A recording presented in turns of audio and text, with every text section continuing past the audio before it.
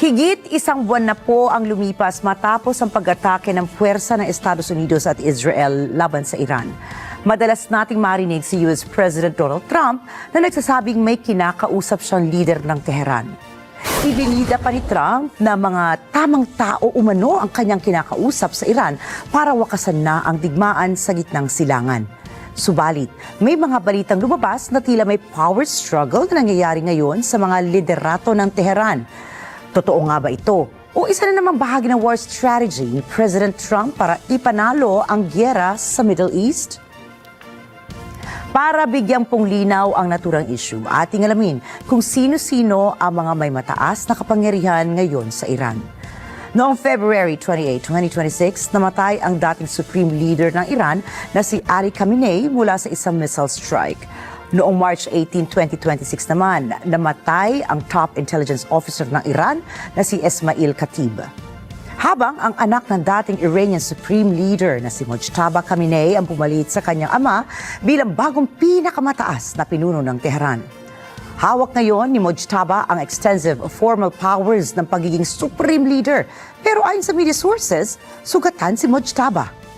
At magpahanggang ngayon, walang public appearance si Mojtaba.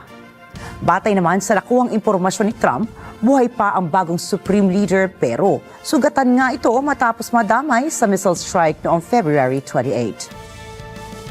Hindi kaagad kinumpirma ng Russia ang mga balita na nasa kanilang bansa si Mojtaba pero kalaunan ay sinabi ng ambassador ng Moscow na nagpapagaling nga si Mojtaba sa Russia. Binanggit din ito na iniiwasan daw muna ng Supreme Leader ang public appearances for understandable reasons. Kung iisipin po, ang nananatiling nasa kapangyarihan ngayon ay si Iranian President Masoud Pezeshkian. Bagaman siya ang presidente ng Iran, lumalabas na nakararanas ng power vacuum ang Tehran sa pagitan ni Pezeshkian at ng Islamic Revolutionary Guard Corps o ang IRGC. Ilan sa katunayan nito ay madalas na hinaharangan ni IRGC Chief Ahmad Vahidi ang mga panukala ni Masoud, kabilang narito ang pagtatalaga ng mga bagong opisyal ng Iran. May mga ulat din na hindi binibigyan ng access si President Pezeshkian ng IRGC na makausap si Mojtaba na mismo niyang Supreme Leader. Kung bakit? Ito lang naman kasi ang dahilan. Ayon kay President Trump, matalinong tao si Pezeshkian. Anya, gusto umano ng Iranian President ng isang ceasefire o tigil putukan na nga po dahil sa nagbabadyang pagbagsak ng ekonomiya ng Iran kung magpapatuloy pa ang labanan. Ngunit, sa simple at magandang layunin na ito ni Pezeshkian ay may ilang analysts ang nagtatanong, bakit tila parang may malaking puwersa ng kapangyarihan sa Iran ang ayaw sa tigil putukan? Si Masoud, na alam na marami ang siyang nasusunod sa estado bilang presidente, ay tila wala nga bang kapangyarihan ngayon. Mapapansin na sa bawat mga pahayag ni Trump ukol sa Strait of Hormuz, hindi si Masoud ang naglalabas ng mensahe, kundi ang IRGC na siyang militar ng Iran. At kung totoo nga ito, ano ba ang katayuan ng IRGC? Sa ilang dekada na nakalipas mula na binuo ang IRGC noong taong 1979, malaki na ang naging impluwensya ng Guard Corps.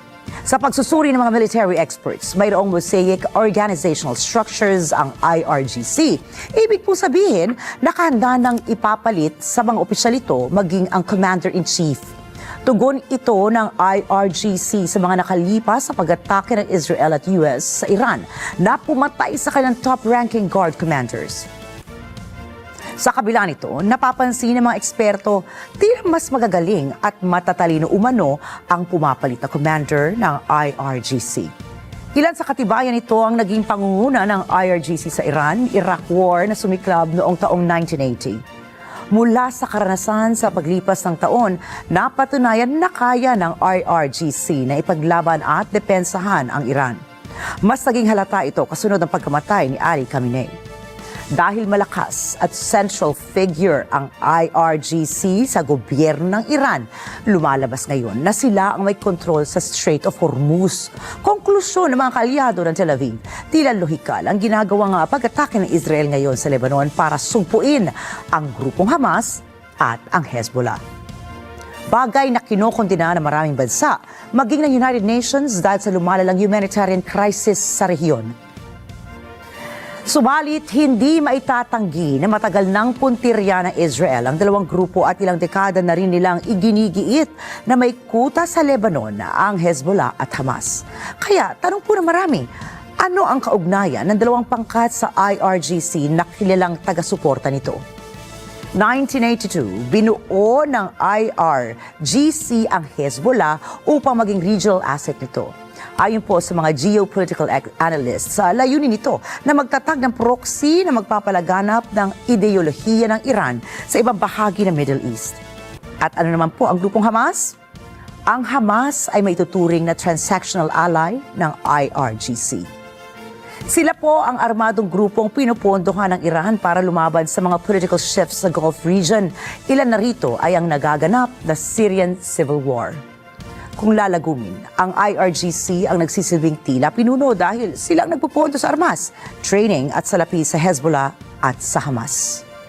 Habang ang Hezbollah naman ang middleman na tumutulong sa Hamas na makarating ang pondo at armas ng IRGC patungo po sa Hamas. At ang Hamas naman ang puwersa militar na lumalaban sa kaaway ng Iran, halimbawa na rito, ang Israel.